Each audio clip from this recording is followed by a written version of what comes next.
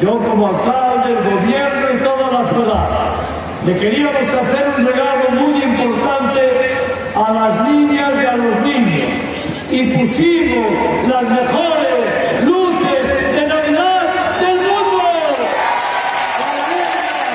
Para las niñas, para los niños, papá, mamá, abuela y abuelo, para todos ellos.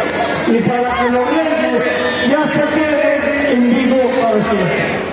Rompiendo la tradición, en lugar de marchar para Oriente, qué mejor que quedar en esta ciudad tan bonita. Así nos ahorramos el viaje el año que viene. Que no me hagan caso, se irán para Oriente, que es donde están sus palacios y donde ellos están todo el año, pero dejarán en esta ciudad mucha felicidad.